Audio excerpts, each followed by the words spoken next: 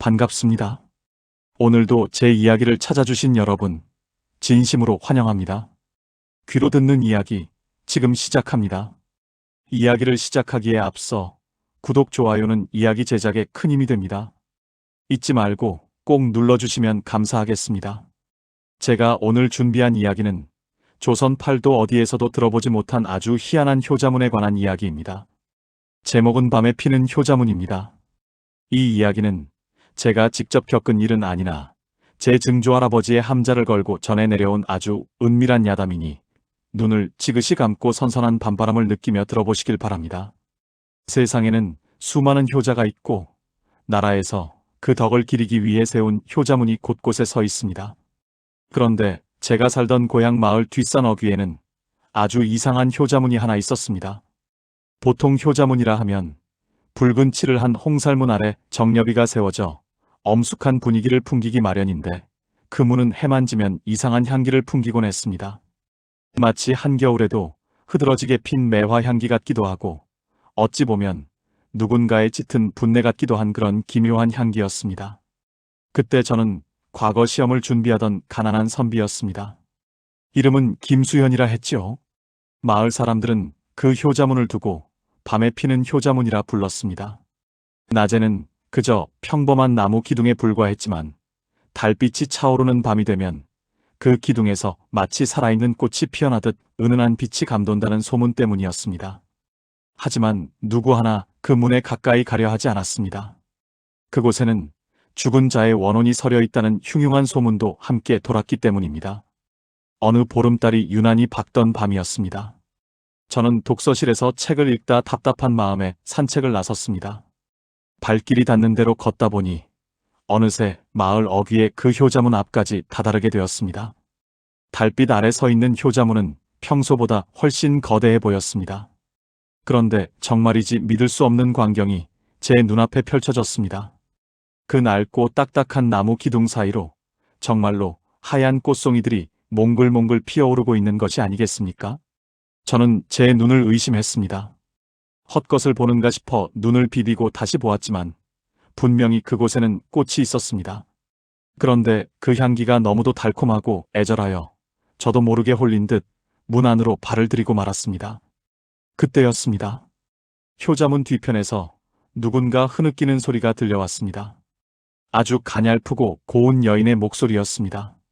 이 깊은 밤에 더구나 사람의 발길이 끊긴 이 불길한 장소에 웬 여인인가 싶어 저는 가슴이 두근거렸습니다. 여보세요, 거기 누구 계십니까? 저는 조심스럽게 물었습니다. 그러자 울음소리가 뚝 그치더니 나무 뒤에서 한 여인이 천천히 모습을 드러냈습니다. 소복을 정갈하게 차려입은 젊은 여인이었는데 그 미모가 얼마나 뛰어난지 달빛조차 무색할 정도였습니다. 그녀의 눈가에는 눈물방울이 맺혀 있었고 손에는 작은 놋그릇 하나가 들려 있었습니다. 저는 귀신이 아닐까 하는 두려움이 엄습했지만 그녀의 눈빛이 너무나 맑고 슬퍼 보여 도저히 발을 뗄 수 없었습니다. 선비님, 이 늦은 밤에 어찌 이곳까지 오셨습니까? 그녀가 물었습니다. 저는 그저 산책을 나왔다가 꽃향기에 이끌려 왔노라고 대답했습니다. 그러자 그녀는 힘없이 미소를 지으며 제게 물었습니다. 이 효자문이 왜 밤에만 꽃을 피우는지 아십니까? 저는 고개를 저었습니다. 마을 사람들은 그저 기이한 현상이라며 무서워할 뿐 그 속사정을 아는 이는 아무도 없었기 때문입니다. 그녀는 효자문 기둥 아래에 놋그릇을 내려놓으며 이야기를 시작했습니다. 이 효자문은 100년 전 이 마을에 살던 박씨 성을 가진 효자를 위해 세워진 것이라고 했습니다. 박씨는 병든 어머니를 위해 자신의 허벅지 살을 베어 국을 끓여드렸을 정도로 지극한 효자였다고 전해집니다. 임금님도 그 효심에 감복하여 이 정문을 하사하셨지요. 하지만 여인의 입에서 나온 이야기는 제가 알던 역사와는 전혀 달랐습니다. 선비님, 사람들은 보이는 것만 믿고 싶어 합니다. 하지만 이 붉은 문 아래에는 한 여인의 억울한 죽음과 거짓된 효심이 파묻혀 있습니다. 그녀의 목소리는 떨리고 있었습니다. 알고 보니 박 씨는 소문난 효자가 아니라 도박과 술에 빠져 가산을 탕탕 지나고 어머니를 구박하던 불효자 중의 불효자였습니다. 그런데 어쩌다 효자문을 받게 되었느냐고요. 그것은 바로 그의 아내, 즉 지금 제 앞에 서 있는 듯한 이 여인의 희생 때문이었습니다. 아내는 남편의 악행을 덮고 시어머니를 급진히 모셨습니다. 남편이 노름판에서 돈을 잃고 돌아와 행패를 부릴 때도 그녀는 묵묵히 바느질을 하며 약값을 벌었습니다. 그러다 시어머니가 돌아가시자 남편은 관아에 거짓 보고를 했습니다. 자신이 어머니를 위해 손가락을 끊어 피를 흘려드렸고 아내는 남편의 효심을 시기에 도망갔다고 말입니다. 당시 고을 사또는 박 씨의 말을 고지곳대로 믿었고 가문의 영광을 위해 이 효자문을 세우도록 했습니다. 그렇다면 당신은 누구입니까? 저는 떨리는 목소리로 물었습니다. 그녀는 대답 대신 효자문 기둥을 어루만졌습니다. 그러자 기둥에 피어있던 꽃들이 일제히 지면서 바닥에 붉은 핏방울처럼 떨어졌습니다. 저는 너무 놀라 뒤로 나자빠졌습니다. 그녀는 바로 그 박 씨의 아내였습니다. 억울하게 쫓겨나 산속에서 굶어 죽은 그녀의 영혼이 남편의 거짓된 공적을 기리는 이 효자문에 맺혀 밤마다 꽃으로 피어났던 것입니다. 선비님, 저는 이 문이 부서지기를 바라지 않습니다. 다만 진실이 무엇인지 누군가는 알아주기를 바랐을 뿐입니다. 제 남편은 이 문이 세워진 덕분에 평생을 호의호호식하며 살다 갔지만 죽어서도 그 죄를 씻지 못해 이 문 밑에 깔려 고통받고 있습니다. 보십시오. 그녀가 가리킨 효자문 주춧돌 밑에서 검은 연기 같은 것이 새어나오고 있었습니다. 그것은 죽어서도 죄의 굴레를 벗지 못한 남편의 망령이었습니다. 저는 정신을 차릴 수 없었습니다. 우리가 추앙하고 존경하던 효자의 상징이 사실은 한 여인의 피눈물 위에 세워진 기만이었다니요. 저는 그녀를 도와줄 방법을 물었습니다. 그녀는 그저 제가 이 이야기를 널리 퍼뜨려 주길 원한다고 했습니다. 사람들의 입에서 입으로 진실이 전해질 때마다 그녀를 짓누르고 있는 이 무거운 효자문의 무게가 조금씩 가벼워질 것이라면서요. 저는 밤새도록 그녀의 이야기를 들었습니다. 그녀가 겪었던 고통, 남편의 폭력, 그리고 시어머니를 향한 진심 어린 사랑까지.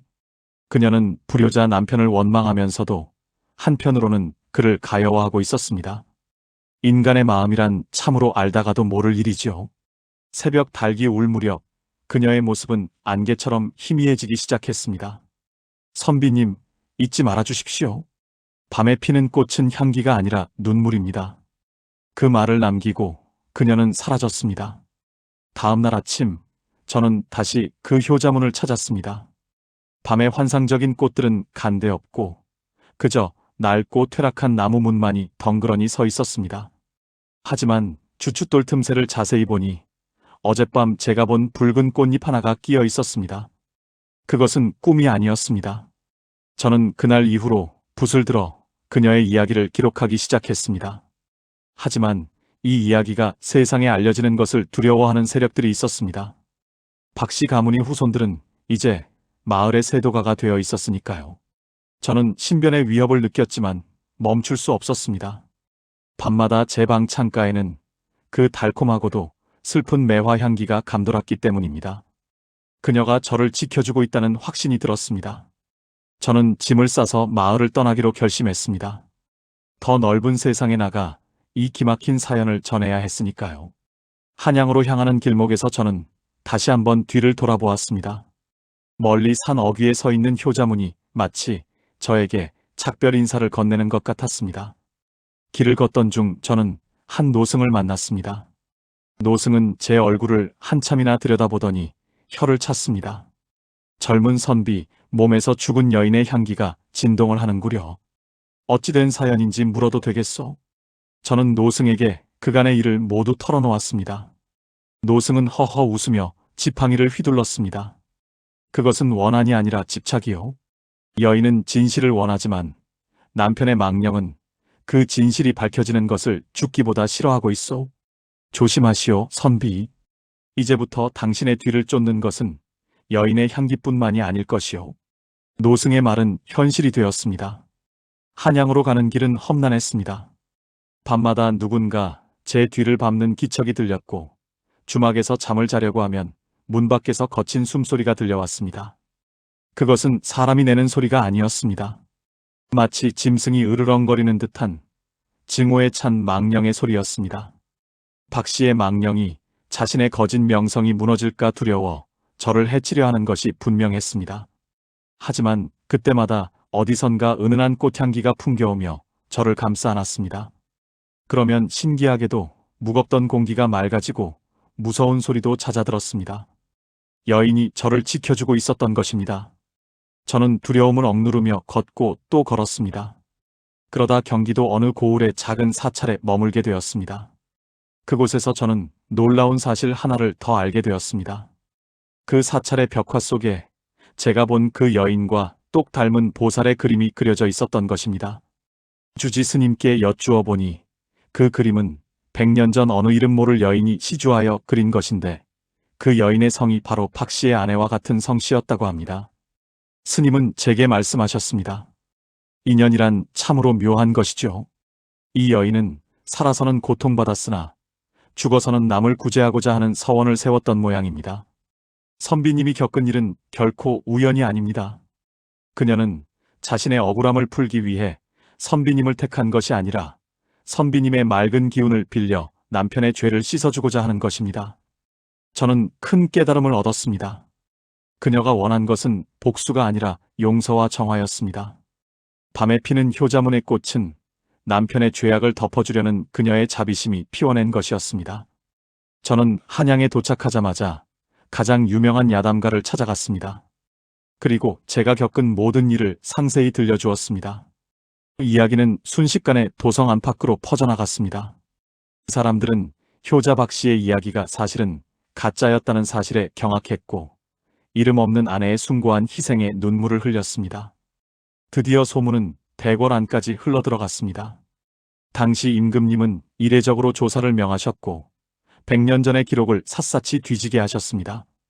결국 박 씨 가문의 추악한 조작이 드러났고 효자문은 철거될 위기에 처했습니다. 하지만 저는 상소를 올렸습니다. 그 문을 없애지 마시고 이제는 효자 박 씨의 문이 아니라 연려 박 씨 아내의 문으로 바꿔 불러달라고 말입니다.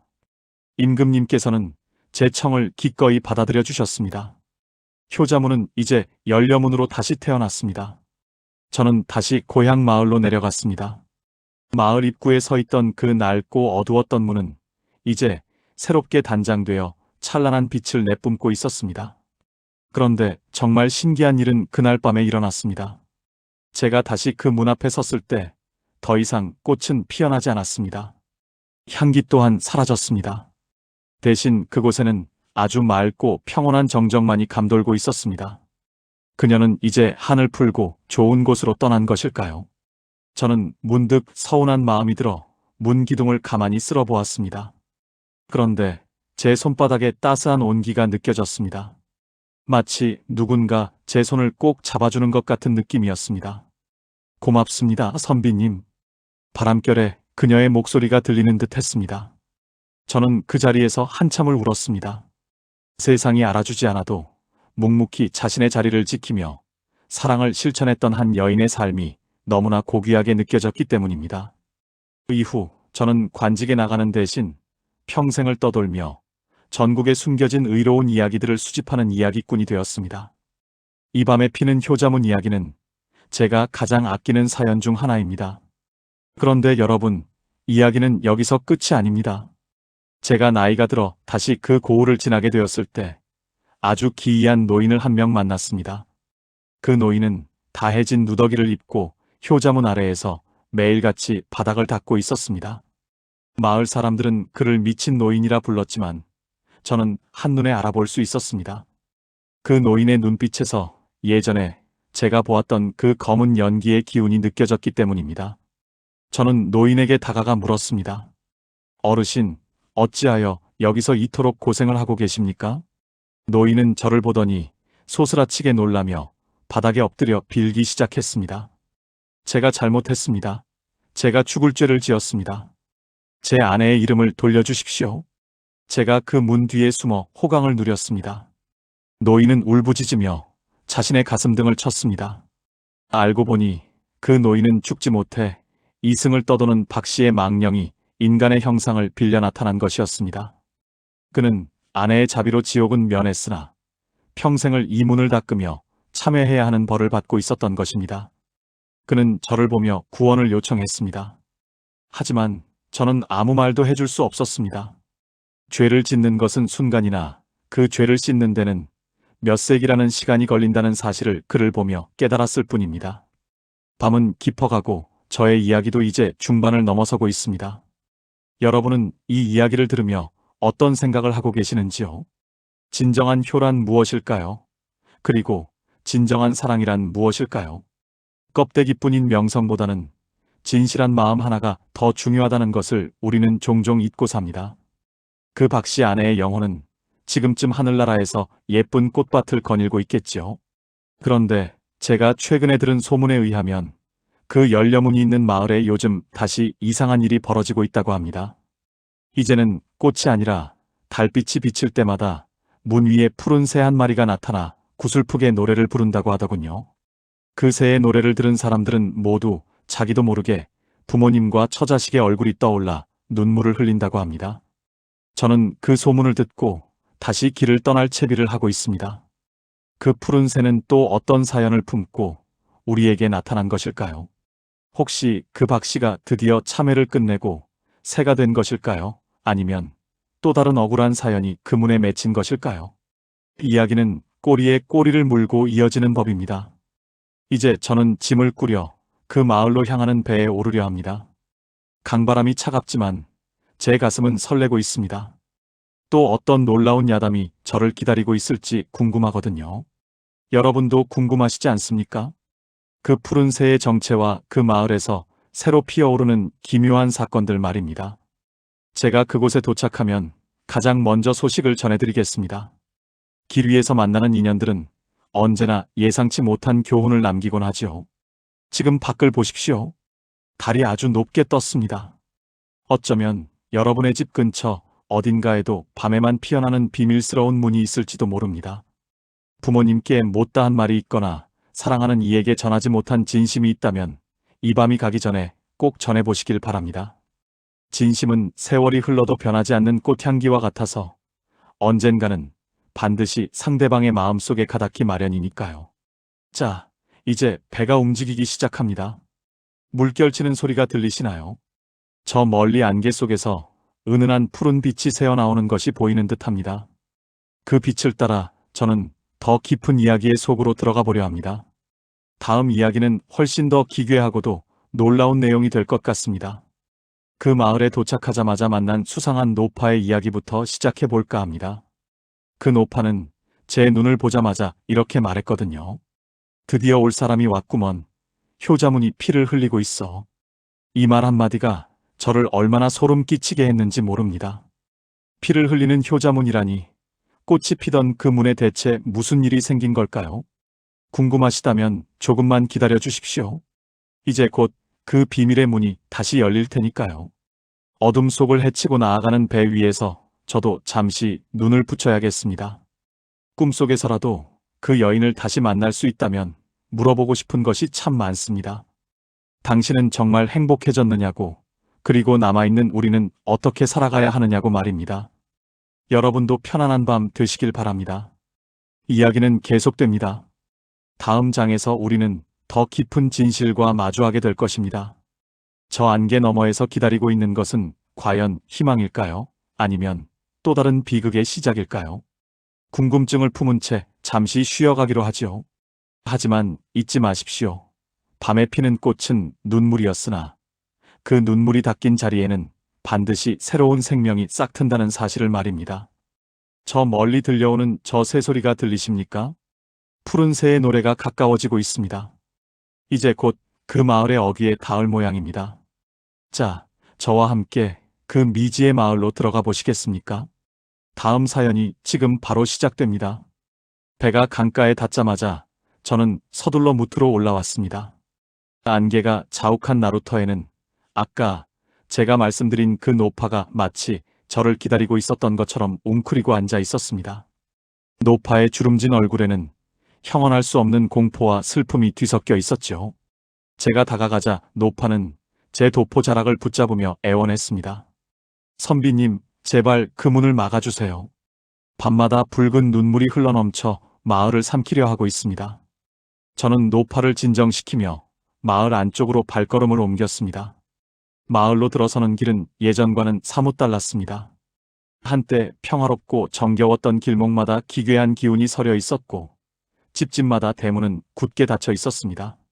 마을 중앙에 다다르자 드디어 그 효자문, 아니 이제는 열려문이라 불려야 할 그 문이 모습을 드러냈습니다. 그런데 정말이었습니다. 달빛 아래 서 있는 그 무늬 기둥마다 검붉은 진액이 마치 피처럼 줄줄 흘러내리고 있었습니다. 그것은 예전에 보았던 그 향기로운 꽃잎과는 차원이 다른 지독한 원한의 냄새를 풍기고 있었습니다. 저는 그 자리에 얼어붙고 말았습니다. 대체 그 사이 무슨 일이 있었던 것일까요? 그때 효자문 꼭대기에서 푸른 새 한 마리가 날아올라 제 머리 위를 빙빙 돌며 울부짖었습니다. 그 소리는 노래라기보다는 절규에 가까웠습니다. 저는 정신을 차리고 마을 사람들을 수소문했습니다. 그러다 예전 박씨 가문이 후손들이 살던 저택 앞에서 발길을 멈추었습니다. 그곳에서는 기괴한 굿판이 벌어지고 있었습니다. 알고 보니 박씨 가문의 후손들이 다시 세력을 잡으면서 자신들의 조상이 불효자로 낙인 찍힌 것을 치욕스럽게 여겨 강제로 문을 다시 개조하려 했다는 것입니다. 그들은 무당을 불러 아내의 영혼을 잠재우고 다시 그곳을 효자문이라 선포하려는 의식을 치르고 있었습니다. 그 무도한 행위가 잠들어 있던 영혼을 다시 깨웠고 이번에는 슬픔이 아니라 분노로 가득 찬 핏물이 되어 흐르고 있었던 것이죠. 선비님, 저들을 멈춰주십시오. 저러다가는 온 마을에 큰 화가 미칠 것입니다. 노파는 제 등 뒤에서 파르르 떨며 속삭였습니다. 저는 분노가 치밀어 올랐습니다. 인간의 욕심이 죽은 자의 영혼마저 다시 고통 속으로 몰아넣고 있다니 도저히 묵과할 수 없는 일이었습니다. 저는 굿판을 헤치고 들어가 박씨 가문의 종손을 마주했습니다. 그는 거만한 표정으로 저를 비웃었습니다. 지나가는 과객이 어찌 가문이 이래 참견이요? 우리는 조상의 명예를 되찾으려는 것뿐이요. 명예라니요. 거짓으로 쌓아 올린 명예가 무슨 의미가 있단 말입니까? 저는 소리쳤습니다. 하지만 그들은 제 말을 들으려 하지 않았습니다. 무당의 방울소리가 더욱 요란하게 울려 퍼졌고 효자문에서 흐르는 핏물은 이제 바닥을 적셔 마을 길을 따라 흘러가기 시작했습니다. 그런데 그때였습니다. 푸른 새가 갑자기 굿판의 중심부로 돌진하더니 무당의 얼굴을 핥히었습니다. 아수라장이 된 마당 한가운데서 갑자기 땅이 진동하기 시작했습니다. 모두가 혼비백산하여 달아날 때 저는 그 자리에 남아 효자문을 지켜보았습니다. 핏물 사이로 하얀 형체가 서서히 솟아올랐습니다. 그것은 100년 전 그 아내의 모습이 아니었습니다. 머리를 풀어 헤치고 눈에서 피눈물을 흘리는 거대한 원귀의 형상이었습니다. 그녀의 목소리가 온 마을에 울려 퍼졌습니다. 어찌하여 나를 다시 깨우는가? 어찌하여 죽어서도 나를 편히 쉬게 하지 않는가? 박씨 가문의 종손은 공포에 질려 무릎을 꿇었습니다. 하지만 원귀의 분노는 쉽게 가라앉지 않았습니다. 그녀가 손을 휘두르자 굿판에 쓰였던 제사상들이 산산조각이 났습니다. 저는 떨리는 마음을 다잡고 그녀에게 다가갔습니다. 부인, 진정하십시오. 이들의 어리석음을 용서하지 마시되 무고한 마을 사람들을 살피소서. 제 간절한 외침에 원귀의 시선이 저를 향했습니다. 선비님, 당신은 진실을 알렸으나 세상은 여전히 어둠 속에 있구려. 그녀의 슬픈 음성이 가슴을 파고들었습니다. 저는 그녀의 원한이 단순히 남편에 대한 것이 아니라 진실을 왜곡하고 욕심만을 쫓는 인간 본성에 대한 것임을 깨달았습니다. 저는 그녀 앞에 엎드렸습니다. 제가 다시 한번 세상을 깨우겠습니다. 그러니 제발 이 분노를 거두어 주십시오. 원귀는 한참 동안 저를 바라보더니 서서히 그 형체를 바꾸기 시작했습니다. 붉은 핏물은 다시 하얀 꽃잎으로 변해갔고 그녀의 모습도 처음 보았던 그 고운 여인의 모습으로 돌아왔습니다. 하지만 이번에는 달랐습니다. 그녀의 손에는 푸른 새가 앉아 있었고 그녀의 뒤편에는 수척해진 남편의 망령이 굴레에 묶인 채 서 있었습니다. 그녀는 남편의 손을 잡고 효자문 안으로 천천히 걸어 들어갔습니다. 선비님, 이것이 마지막입니다. 이제 이 문은 영원히 닫힐 것입니다. 진실은 사람들의 마음속에만 남겨두십시오. 그 말을 끝으로 효자문은 거대한 빛에 휩싸였습니다. 다음 날 아침 마을 사람들은 믿을 수 없는 광경을 목격했습니다. 마을 한복판에 서 있던 효자문이 흔적도 없이 사라진 것입니다. 그 자리에는 오직 한 그루의 거대한 매화나무만이 서 있었습니다. 한겨울도 아닌데 그 나무에는 눈부시게 하얀 매화꽃이 흐드러지게 피어 있었습니다. 박씨 가문의 사람들은 그날 이후 모두 마을을 떠났고 마을에는 다시 평화가 찾아왔습니다. 저는 매화나무 아래에 앉아 한참 동안 생각에 잠겼습니다. 사라진 효자문은 우리에게 무엇을 말하려 한 것일까요? 눈에 보이는 기념비나 정려문보다 중요한 것은 우리가 살아가는 매 순간의 진실함이 아닐까 싶었습니다. 저는 다시 붓을 들었습니다. 이번에는 효자문 이야기가 아니라 그 자리에 새로 피어난 매화나무 이야기를 쓰기 시작했습니다. 그런데 제가 글을 써내려가던 중 매화나무 뒤쪽에서 낯익은 그림자가 보였습니다. 바로 그 노파였습니다. 노파는 미소를 지으며 제게 다가와 작은 주머니 하나를 건넸습니다. 선비님, 이것을 가져가세요. 그 여인이 전해주라고 했습니다. 주머니 안에는 말린 매화꽃잎 몇 장과 아주 오래된 은가락지 하나가 들어 있었습니다. 노파는 말을 잇지 않고 안개 속으로 사라졌습니다. 저는 그 은가락지를 보는 순간 알 수 있었습니다. 그것은 그녀가 시집올 때 가져왔던 유일한 혼수품이자 고통스러운 삶 속에서도 끝까지 간직했던 자존심이었다는 것을요. 저는 그 가락지를 품에 안고 다시 길을 나섰습니다. 이제 저의 발걸음은 한양으로 향하지 않습니다. 저는 이 매화나무의 씨앗을 품고 전국을 돌며 진실의 꽃을 피우려 합니다. 강나루를 향해 걷는데 어디선가 다시 푸른 새의 노랫소리가 들려왔습니다. 이번에는 슬프지 않았습니다. 마치 제 앞길을 축복해주는 듯한 청아한 소리였습니다. 저는 고개를 들어 하늘을 보았습니다. 구름 사이로 비치는 햇살이 눈부시게 아름다웠습니다. 인생은 짧고 고통은 길다 하지만 그 속에 피어나는 진실한 마음 하나는 영겁의 시간을 넘어서도 빛난다는 것을 저는 이제 믿습니다. 저 멀리 배가 들어오고 있습니다. 저는 다시 새로운 이야기를 찾아 떠납니다. 여러분, 제가 들려드린 밤에 피는 효자문 이야기는 여기서 잠시 쉬어가지만 세상 곳곳에 숨겨진 또 다른 이야기들은 지금 이 순간에도 누군가의 발견을 기다리고 있습니다. 여러분의 마음속에는 어떤 꽃이 피어 있습니까? 혹시 누군가의 희생 위에 세워진 화려한 문을 우러러보고 있지는 않으신지요? 배에 오르며 뒤를 돌아보니 마을 어귀의 매화나무가 바람에 흔들리며 작별 인사를 합니다. 꽃잎 하나가 바람을 타고 제 어깨 위에 내려앉습니다. 향기가 참으로 좋습니다. 이 향기를 여러분께도 전해드리고 싶네요. 자, 이제 물길을 따라 다음 고을로 넘어가 보려 합니다. 그곳에는 또 어떤 기막힌 사연이 저를 기다리고 있을까요? 들리는 소문에 의하면 저 산 너머 고개에는 낮에도 별이 뜨는 우물이 있다고 합니다. 그 우물을 들여다보는 사람마다 자신의 전생을 보게 된다는데 참으로 흥미롭지 않습니까? 저는 이제 그 우물을 향해 가보려 합니다. 혹시 압니까? 그곳에서 우리가 잃어버렸던 또 다른 소중한 기억을 찾게 될지 말입니다. 강물이 일렁이며 배가 흔들릴 때마다 제 품속에 든 은가락지가 묵직하게 느껴졌습니다. 마치 그 여인의 못다한 이야기가 그 작은 고리 안에 가득 담겨 있는 것만 같았죠. 배는 안개를 헤치고 나아가 드디어 산 너머 고갯길에 닿았습니다. 그곳은 취성마을이라 불리는 작은 마을이었는데 마을 입구부터 분위기가 예사롭지 않았습니다. 사람들은 하나같이 입을 꾹 다물고 무언가에 홀린 듯 산 중턱으로 향하고 있었습니다. 저는 나루터에 배를 대고 그들의 뒤를 쫓았습니다. 얼마쯤 올라갔을까요? 정말로 그곳에는 커다란 우물이 하나 있었습니다. 그런데 놀라운 것은 지금이 대낮임에도 불구하고 우물 깊은 곳에서 은하수처럼 반짝이는 별들이 수놓아져 있는 것이 아니겠습니까? 마을 사람들은 그 우물을 들여다보며 눈물을 흘리기도 하고 때로는 광기 어린 웃음을 터뜨리기도 했습니다.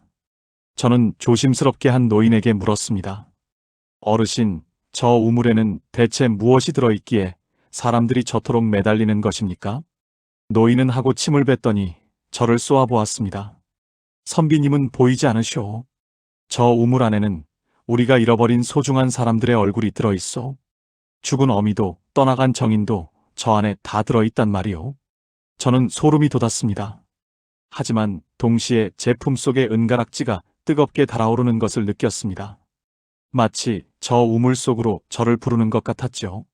저도 모르게 홀린 듯 우물가로 다가갔습니다. 차가운 우물물을 들여다본 순간 제 눈앞에는 믿을 수 없는 광경이 펼쳐졌습니다. 그곳에는 어젯밤 사라졌던 그 매화나무와 그 아래서 저에게 미소 짓던 그 여인이 서 있었습니다. 그런데 그녀의 모습이 조금 달랐습니다. 소복 대신 화려한 비단옷을 입고 있었고 그녀의 옆에는 늠름한 모습의 젊은 사내가 그녀의 손을 꼭 잡고 있었습니다. 그 사내는 박 씨가 아니었습니다. 제가 알던 그 못난 남편이 아니라 전혀 다른 사람의 얼굴이었습니다. 저는 눈을 의심했습니다. 대체 이 남자는 누구일까요? 그때 우물 속에서 여인의 목소리가 들려왔습니다. 선비님, 이곳은 욕망의 우물이 아닙니다. 이곳은 시간이 거꾸로 흐르는 진실의 거울입니다. 제가 박 씨의 아내가 되기 전 제가 진심으로 사랑했던 사람은 따로 있었습니다. 저는 그제야 이 이야기의 또 다른 뒷면을 보게 되었습니다. 여인은 원래 이웃 마을의 가난한 글쟁이와 장례를 약속한 사이였습니다. 하지만 박 씨 가문의 권력과 재력 앞에 그녀의 사랑은 무참히 짓밟혔고 강제로 박 씨의 아내가 되었던 것입니다. 그녀가 그토록 지독한 불행 속에서도 시어머니를 모시고 절개를 지켰던 것은 박 씨에 대한 사랑 때문이 아니었습니다.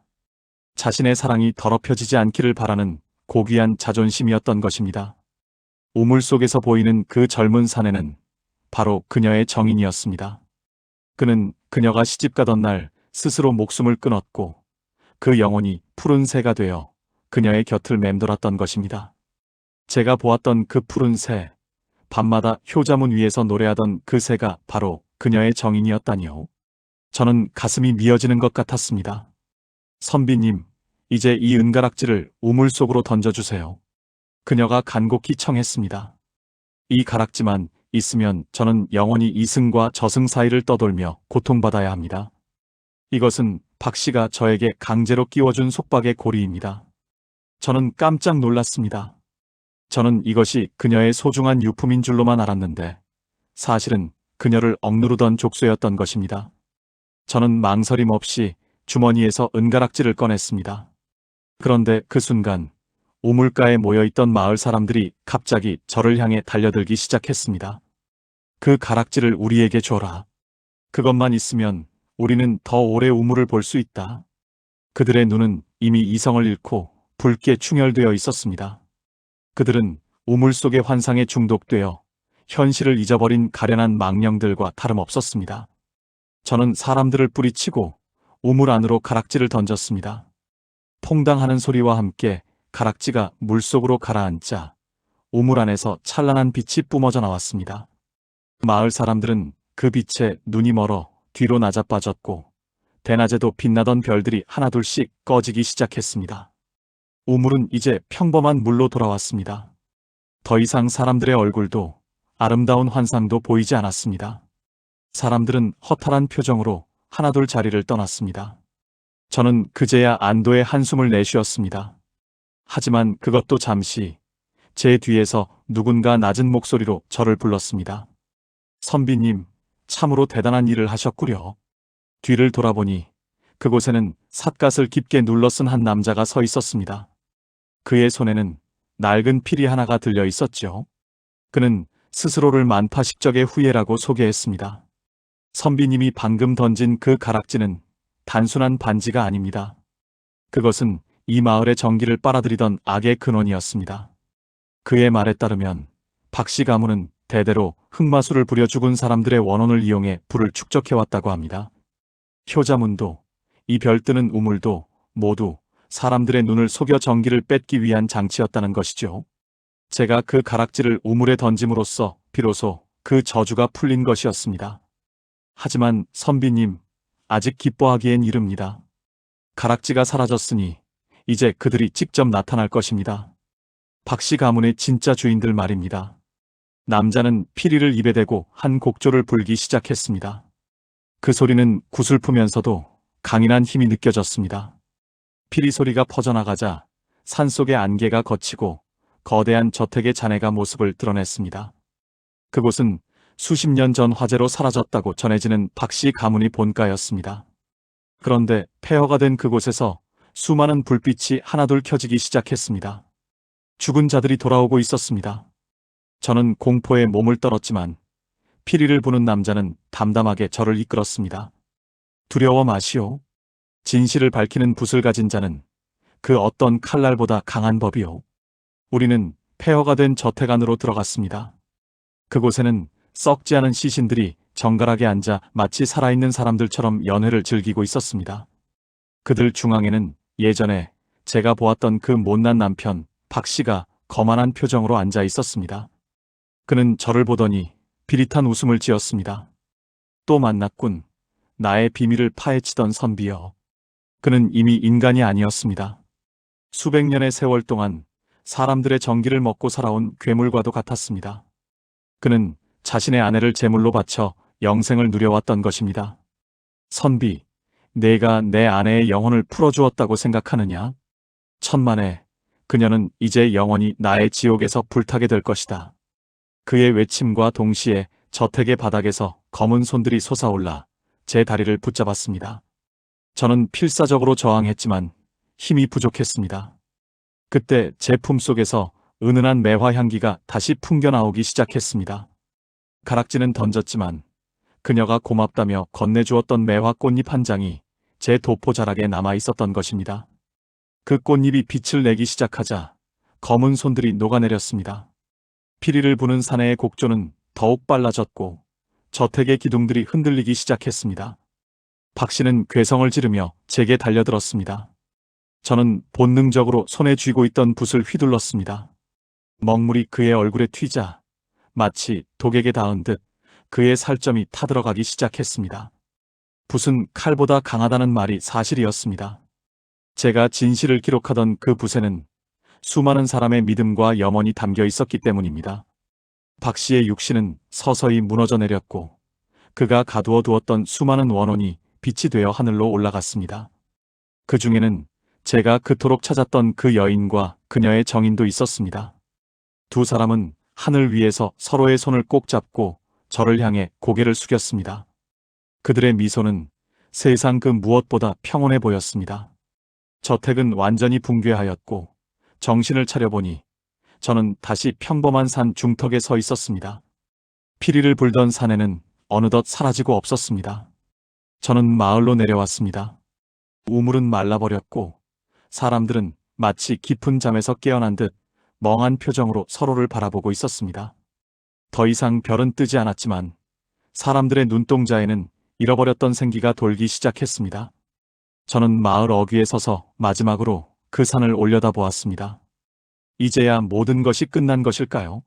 아니면 이제야 진짜 이야기가 시작되는 것일까요? 저는 제 손에 든 낡은 붓을 가만히 내려다보았습니다. 이 붓 끝에 얼마나 더 많은 사연을 담아야 할지 제 앞에 놓인 길은 여전히 아득하기만 합니다. 그런데 마을을 떠나려는 저에게 한 어린아이가 다가와 말을 걸었습니다. 선비님, 저기 고개 너머에 있는 집을 아세요? 그 집에는 밤마다 글 읽는 소리가 들리는데 그 소리를 들으면 누구나 눈이 밝아진대요. 아이의 말에 저는 발걸음을 멈추었습니다. 눈이 밝아지는 글 읽는 소리라니 이것은 또 어떤 기이한 사연일까요? 저는 아이가 가리키는 곳을 향해 다시 짐을 챙겼습니다. 세상은 넓고 제가 기록해야 할 진실은 끝이 없습니다. 하지만 이제 저는 두렵지 않습니다. 제 어깨 위에는 여전히 그 은은한 매화 향기가 머물고 있고 제 마음속에는 푸른 새의 노랫소리가 흐르고 있으니까요. 강바람이 다시 불어옵니다. 배는 다음 목적지를 향해 천천히 움직이기 시작합니다. 여러분, 이번 이야기는 여기까지입니다. 감사합니다.